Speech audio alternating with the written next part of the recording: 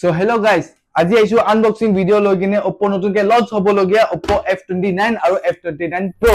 So প্ৰথমে আমি Oppo F29 ৰ আনবক্সিং কৰিম। তো চাও পাৰে একদম Oppo জেনেকা জেনাৰেল থাকে বক্সটো তেনেকা লুক দিছে আৰু ইন্টাৰফেসত হেতৰ Oppo ডিজাইনটো দিছে আৰু ভিতৰত কি আছে আমি চাও আহক।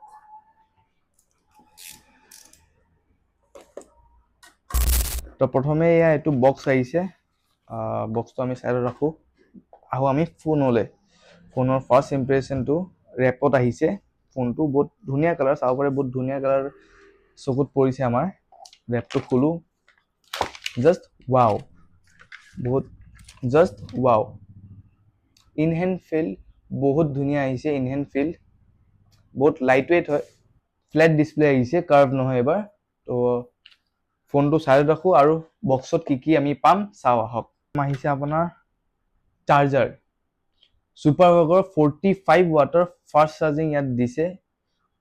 এটো সেগমেন্টত প্রাইস সেগমেন্টত 45 ওয়াট একদম নরমাল হয়। তো ইয়াতো আমি 45 ওয়াট আমি পাই যাম। ইয়াৰ লগতে আছে cable, charger cable normal USB A to Type C। Normal এটা Type C সবতে আহি আছে, তো USB to C আমি কেবল পাই যাম ইয়াৰ লগতে। তো ইয়াৰ এটো কেবল আছে সাইডত। কভাৰটো এবাৰ কেনেকা দিছে চাও। তো নরমালি Oppo এ ট্রান্সপারেন্ট দিয়ে, সিলিকন কভারে দিছে। এটুটো ট্রান্সপারেন্ট দিয়ে, কিন্তু এবার ইউজ করে দিছে ব্ল্যাক কভার। বহুত ভাল কভার দিছে, কো প্রবলেম হওয়া নাই। বহুত ধুনিয়া কালার দিছে, একো বেয়া হওয়া নাই। কিন্তু নরমালি যোন ট্রান্সপারেন্ট কভার এটো ইয়েলোইশ হৈ যায়, তো হেতু আমাৰ সলভ কৰি কিনে দিছে ব্ল্যাক কালার কভার। তো এগিটা এসেসরিজ আছে সাইডত রাখি কিনে আমি আহো মেইন প্রোডাক্টত। সো এয়া আহিছে আমাৰ Oppo F29 আমাৰ হাতত।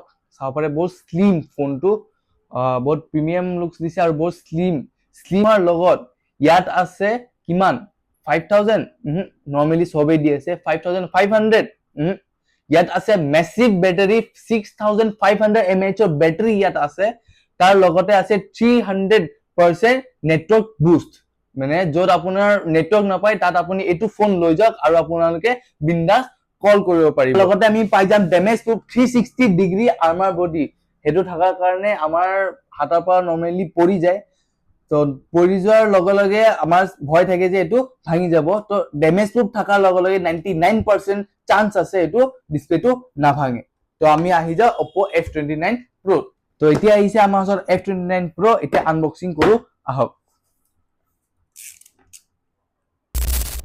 তো আহি গল আমাৰ ওচৰত বক্স। বক্সৰ তলত আমি আছে F29 Pro। তো এয়া আহিছে আমাৰ ওচৰত প্ৰডাক্ট। চাও পারে ইন হ্যান্ড ফিল বহুত ধুনিয়া। তো লাস্ট টাইম আছিল ফ্ল্যাট ডিসপ্লে, তো ইয়ার আছে কোয়াড কার্ভ, বহুত ধুনিয়া। তো প্রোডাক্টটো রাখিছো সাইডত আৰু বক্সত কি আছে চাও।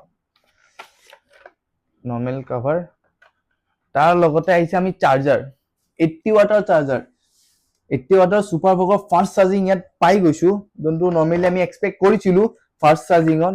তো ইয়াত আমি C to C পাও নে নাপাও চাই লও। তে নরমালি ইয়াতো USB to Type C চার্জারে দিছে। C to C হলে লাস্ট টাইম কৈছিলো C to C হলে ভাল লাগিলে হয়, বাট ইয়াতো নরমালি USB to C দিছে। তো এয়া বক্সত আছে আমাৰ maybe cover last time black আছিল, কিন্তু ইয়াত আমি ট্রান্সপারেন্ট পাই গৈছো। তাত এটা প্যাটার্ন আছে যোনটো বহুত ধুনিয়া লাগি আছে কভার। তো ইয়া আমি এসেসরিজ আছে আমি সাইড কৰিলো। এতিয়া আহো আমি প্ৰডাক্টৰ ওচৰত। তো এয়া আমাৰ হাতত আছে প্ৰডাক্ট Oppo F29 Pro।